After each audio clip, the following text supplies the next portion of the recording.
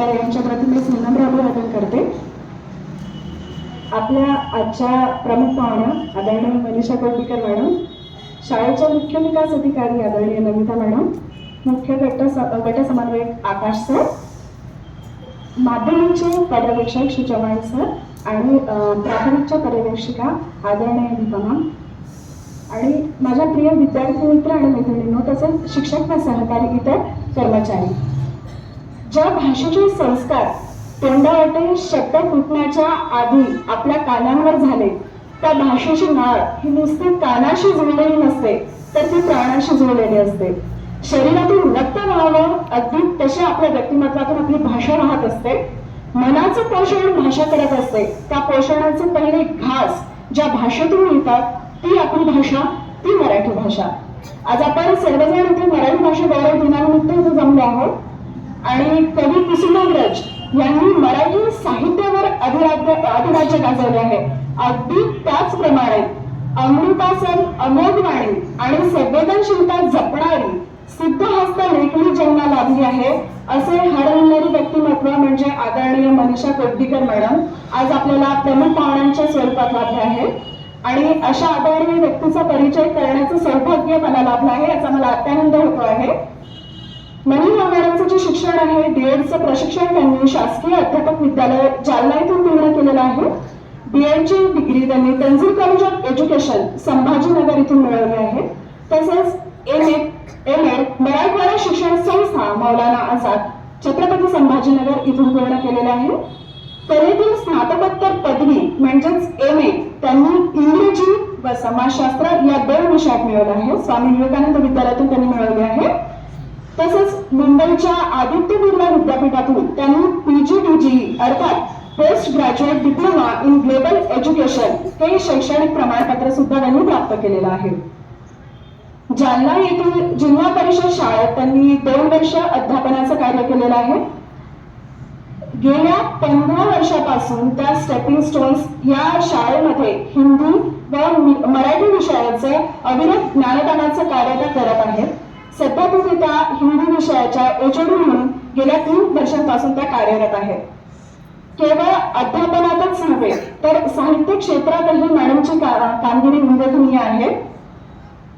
ज्ञानदानाबरोबरच मॅडमला लेखनाचीही आवड असल्यामुळे त्यांचे आसक्त हा स्त्रीवादी कविता संग्रह प्रकाशित झालेला असून त्यांच्या ह्या कविता संग्रहास वर्धा साहित्य संमेलन येथे सावित्रीबाई फुले राज्य साहित्य पुरस्कार हा अत्यंत मानाचा पुरस्कार प्राप्त झाला आहे. त्यासाठी त्यांचे मनस्वी अभिनंदन आणि त्यांचे कायम स्वागत करूयात आपण त्याच्यासाठी.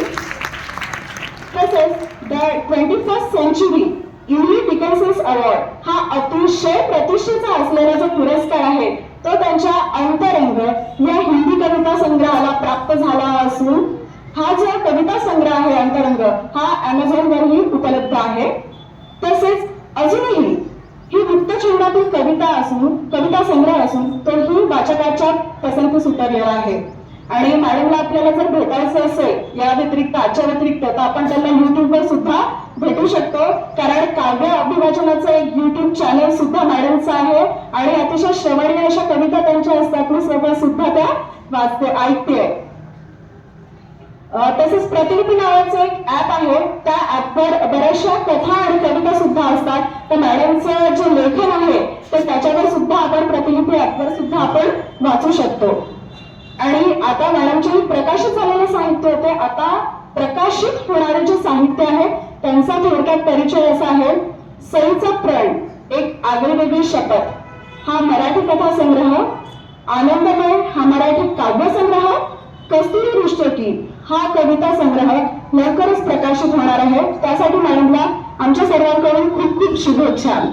आणि त्याचबरोबर त्यांनी काही रिसर्च पेपर सुद्धा प्रेझेंट केलेले आहेत. त्याचा विषय असा होता त्यांचा education without management will be a pathless journey आणि दुसरा होता motivation ignites the process of education.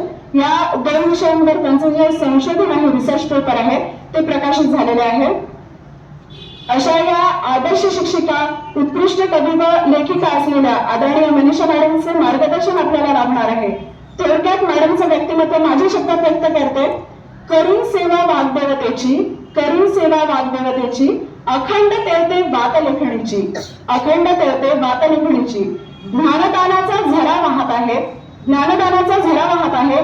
वागणूक आहे विनम्रतेची, वागणूक आहे विनम्रतेची. खरं तर मॅडम मराठी, हिंदी, इंग्रजी या विषयांवर प्रभुत्व असलेलं आहे आणि त्यांचा परिचय करून देणं म्हणजे खरं तर सूर्याला प्रकाश दाखवण्यासारखं आहे. आणि ते अगदी मी माझ्या अल्पबुद्धीला जेवढं सुचेल त्या पद्धतीने मी परिचय करून देण्याचा प्रयत्न केलेला आहे. आणि मॅडमचा एकंदरीत परिचय करून देताना मला असं जाणवलं की जे लोक ज्ञानाचा ध्यास घेतात तर त्यांच्यासाठी स्काय इज द लिमिट असते.